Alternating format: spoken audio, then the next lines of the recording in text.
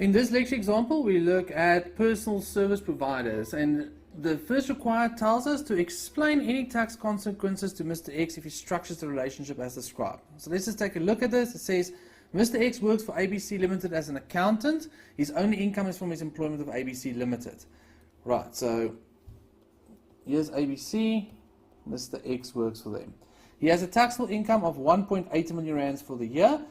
Because of this, he pays tax at a high bracket. In the current year, Mr. X came up with an idea. He decided he would start a company called Newco. Right? He would then resign from his employment with ABC, so he would move to Newco.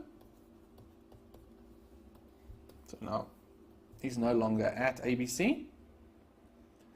And Newco would then enter into an agreement with ABC Limited, where ABC Limited, sorry, not ABC Limited, guys, where Newco would perform the exact same accounting duties that Mr. X performed. Right, so Newco will now do the work for ABC, and ABC will pay Newco 1.8 million rands for the year.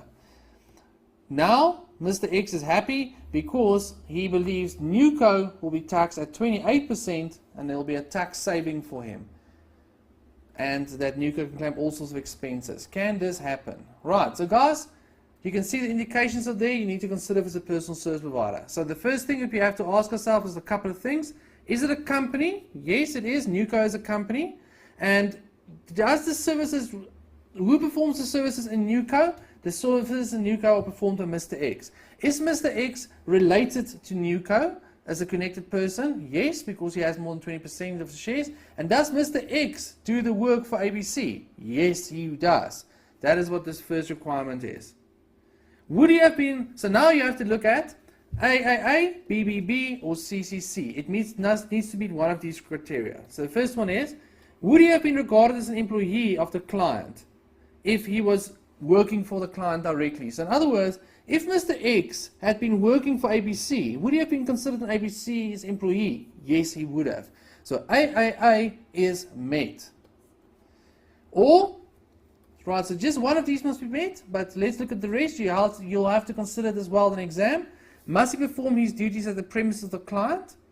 And is he subject to the control of the client? So must he still do the work for ABC in the way that ABC wants him to do it, and at the place that ABC tells him to do it? Yes.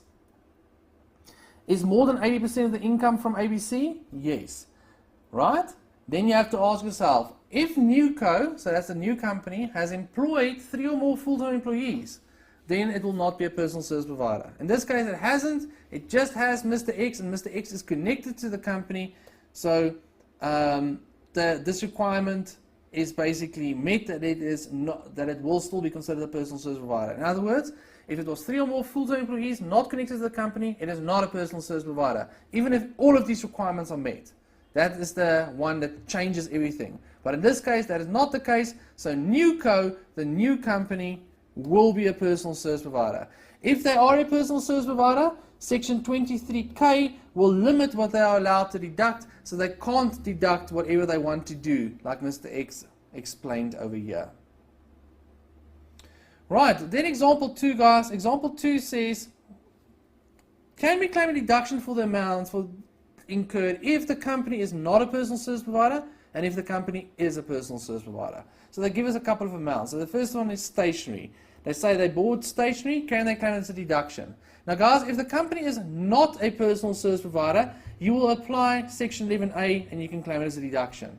However, if the company is a personal service provider, you need to consider Section 23K, which tells us exactly what we can deduct. And that does not allow us to deduct stationery. What about salaries, which is the next one? Right. You can claim it as a deduction if it is not a personal service provider.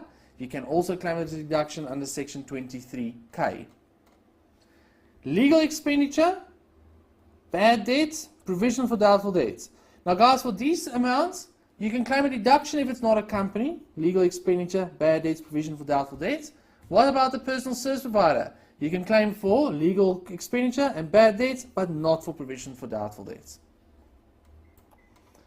You contribute to the employee's funds, right? Can you claim a deduction for that? Yes, you can claim it under if it's not a personal service provider company, as well as when it is a PSP. Rental, note number 7, this is for office that the company rents. It's only used for business purposes. Yes, you can claim a deduction under a normal company as well as under the PSP.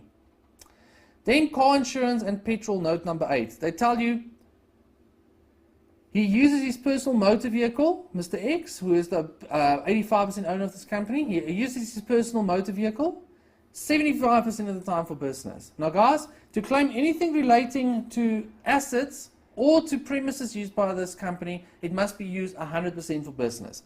Because he's only using it 75% of the business, it has an impact for us. So, when it is not a personal service provider, you can claim a deduction, but only on 75% of the amount. However, when it is a personal service provider, you can't claim any deduction because it is not wholly and exclusively used for business.